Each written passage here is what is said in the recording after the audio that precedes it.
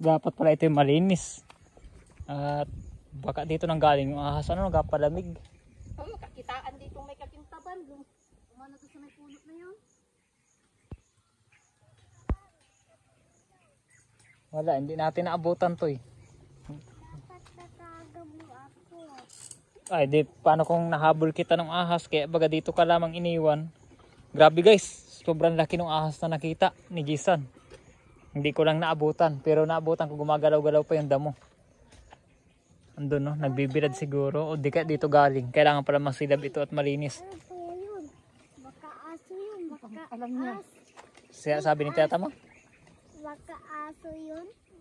Ganyan niya kaya sabi ko, hay, baka asin. Sabi ko to eh. Hindi, tali nataw ko to eh. Ano sabi ni Tata mo? Ni Tata mo? Anong sabi pa? Ata yun.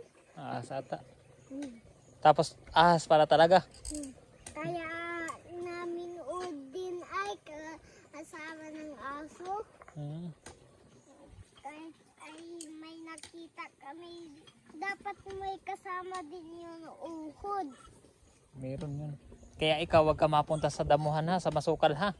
Kasama na yung kinalang sa pangumpay. At may ahas, wag ka manguha ng gagamba. Sa damuhan, para sabihan mo sila Kuya Lance na wag po manguha ng gagamba sa damuhan at may ahas. Lalo ngayon mainit ang panahon, nagbibilad ang ahas sa mga lantad. Saka yung uhod din po nasa kutsi. Oo, maraming uhod ngayon. Tapos nasa puno din po. Oo, dyan, sa mga puno, marami talaga yan dyan. Saan pa kaya? Diyan din May uhod din dyan? uhod. Ahas, dami din. Dami saka ng wood po. Kaya sabi ng mga bata, ingat kayo sa damuhan. Sabihin mo. Ingat po kayo sa damuhan. Baka may aso po saka wood po. Kakatakot yun. Kaya natutukwa ng manok. Baka nandun pag tinuka yung manok ay.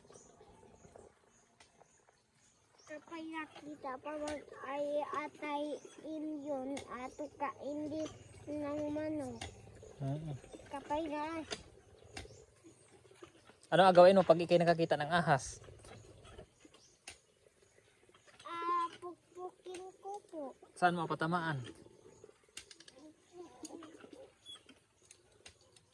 Diyan po. Kapag nagbi kami ni Papa ay makikita namin yun.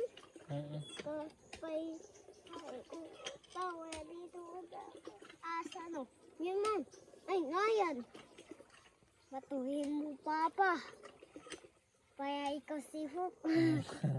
Ganun pala ang dapat gawin pag may ahas. Ganun ang paggawa mo pag magkasama kayo pa mo tapos may nakita kayong ahas. Opo. Ayos nga no. Kapag nagbi po kami ni Papa. Kapag ay may kahayang po sa isa hindi po madamo kapag sabi ni Papa nasaan ang uhod kapag may ang uhod ay